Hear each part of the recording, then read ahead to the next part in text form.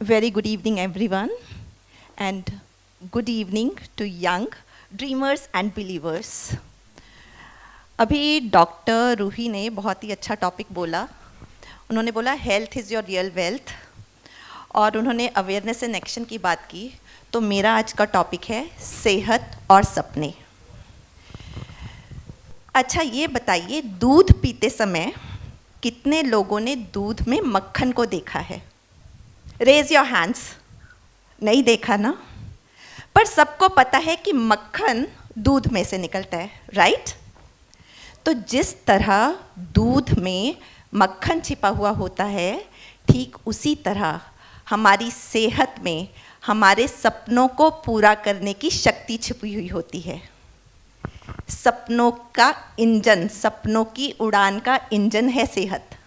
बिना सेहत हमारे सपने अधूरे रह जाते हैं.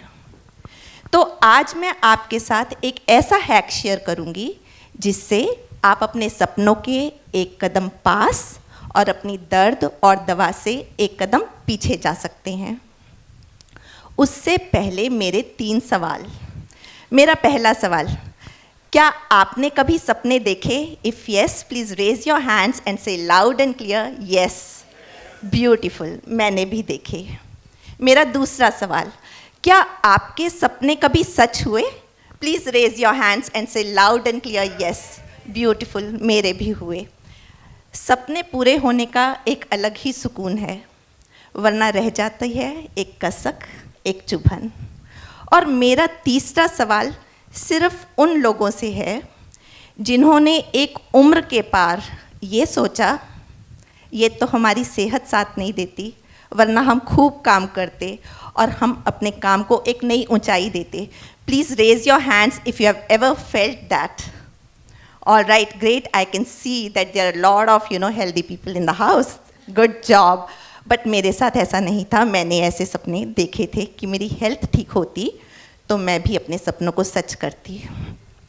तो नेशनल फैमिली हेल्थ सर्वे के अनुसार from 2005 to 2021 they did a survey where they found overweight is rising among women from 5% to 21% and in men 12% to 24% approximately, which means in these 15 years overweight has increased in a way where 1 person out of every 4 person is comes under this category. Now अगर हम दो हमारे दो के हिसाब से एक परिवार के स्ट्रक्चर को देखें तो इस सर्वे के हिसाब से या तो हम या हमारे परिवार का कोई एक सदस्य ओवरवेट है. सो इसको हम अभी चेक करते हैं. Please raise your hands if either you और anyone from your family is overweight. Please raise your hands and now look around how serious is this problem. अब इसके रीजंस क्या हो सकते हैं? रीजंस कई हो सकते हैं, पर हम एक कॉमन रीज़न की बात करेंगे जो हम अक्सर देखते हैं, और वो रीज़न है lifestyle habits, over eating.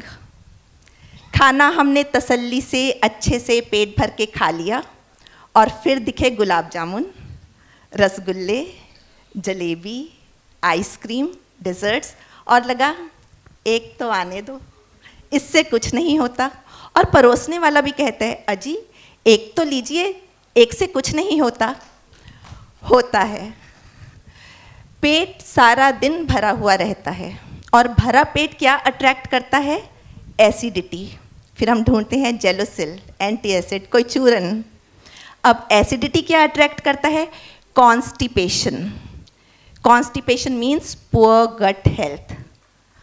And we all know most of the disease are caused by poor gut health. अब ओवरवेट का क्या? Overweight is a by product of constipation. It is not the size of your WAIST that is increasing, it is the size of the WASTE that is increasing in the body. 2022 से पहले I was the same person जिसकी थाली में nutrition कम और calories ज़्यादा थी.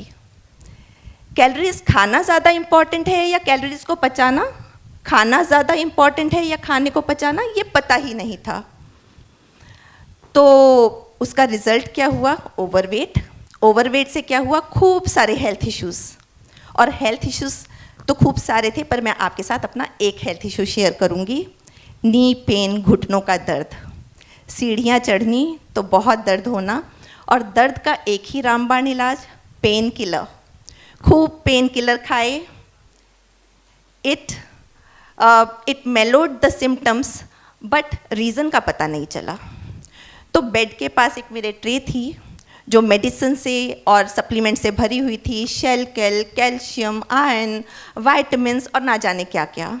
तो एक दिन मैं अपने सप्लीमेंट्स खा रही थी और देखा ट्रे की तरफ और सोचा मेडिसिन्स तो इमरजेंसी के लिए होती हैं ना, पर ये मेरी डेली डोज क्यों बन गई हैं?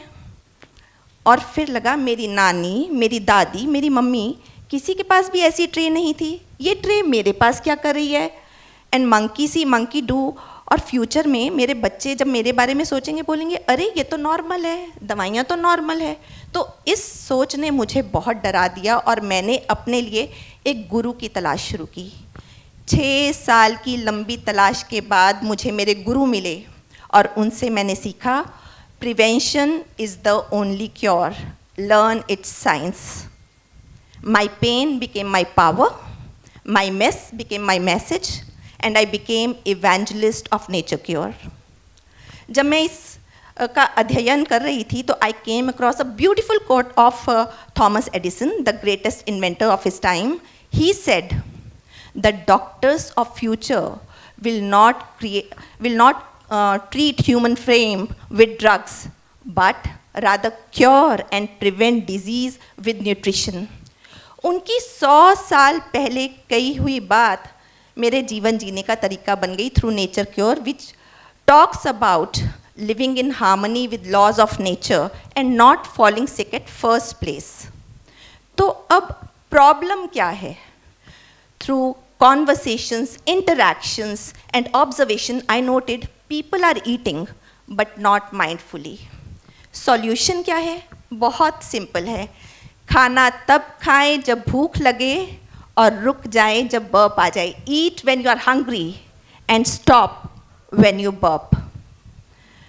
अगर हम रुकना नहीं सीखेंगे तो अस्पताल हमारा दूसरा घर और दवाइयाँ हमारा भोजन बन जाएंगी। तो आपने पानी की बूंदें देखी हैं कितनी छोटी होती हैं, पर जब वो बरसती हैं तो वो नदी में भी सैलाब ले आती हैं। इसी तरह हमारी अपनी हैबिट्स होती हैं, एवरी डे लगातार करने से वो हमारी लाइफ में परिवर्तन लेके आती हैं। परिवर्तन हमारे हाथ में है, हमारे हर एक निवाले में है, हमारी चॉइस में है, जो हमारे स्वास्थ्य की दिशा तय करता है। तो समय है सोचने का, समझने का, निर्णय लेने का। So I am on a mission to make burp and stop a culture in India. Culture to bring health in every family and say goodbye to overeating forever.